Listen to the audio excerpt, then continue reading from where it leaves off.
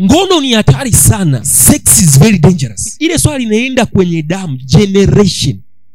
Utakuja kuelewa jambo moja, kila wakati ambapo kuna mpenyo wa kimaisha, kila wakati kwenye mpenyo wa kimaisha utakuja kuelewa kuna ushawishi ambao shetani atauleta.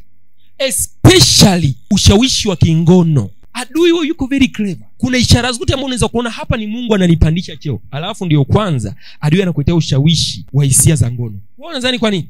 Anajua ukishaenda kule tu unaenda. Let me tell you, hivi unafahamu jinsi gani sex is very dangerous? Ngono ni hatari sana. Ndio dhambi ambayo pia watumishi wengi wanahubiri, kwa sababu ni hatari mno. Kwa sababu ile swali linaenda kwenye damu, generation.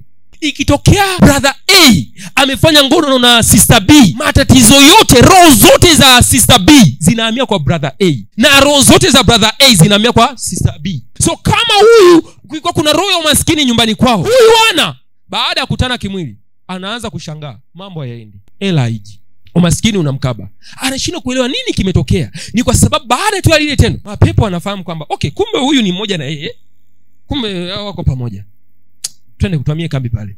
So wanaweka kambi mahali ambapo kutakuwa kuna hiyo kambi. Hakuna dhambi kubwa zaidi ya nyingine, lakini kuna dhambi ambazo madhara yake ni hatari sana kwenye maisha ya watu, kwa sababu inahamia generation after generation after generation. Moto unaweza ukawaka, lakini inategemea kuna chanzo gani cha uchochezi wa huo moto. Moto ukiwaka kwenye jengo, kama jengo, unaweza ukawaka, watu wa zima moto wakawahi kufika wakazima moto kabla lijaisha. Lakini kama jengo litawaka na ina petroli ndani, zima moto kabla haijafika nyumba ishaisha.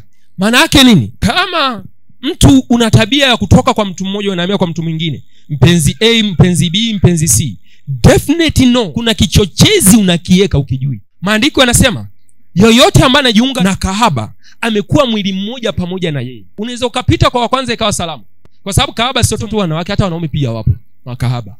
Inaweza siwe mmoja, unaweza ukapita kwa wa kwanza salama, wa pili salama, then ukapita kwa mmoja. Baada hapo ukashangaa maisha yako yote, kila unachokifanya kitoboi, kila unachokigusa hakiendi. Ni kwa sababu gani? Umekuwa mwili mmoja pamoja na yeye. So roho zote ambazo zilikuwa zinamfuata yeye zinakuhamia kwako. Alafu imagine mtu unaingia kwenye mahusiano na watu 6, 7. Jiulize umechota roho ngapi kwa watu 7? Yaani wewe tayari sio mtu, wewe jalala, kwa sababu roho zote za watu 7 zimehamia kwako. Umechukua ya kwanza, wa pili, wa tatu, wa nne mpaka 7. Roho zote, kama alikuwa na roho 6 zote ziko kwako. Alafu unategemea utoboe uende wapi? Labda utoboe tundu la sindano.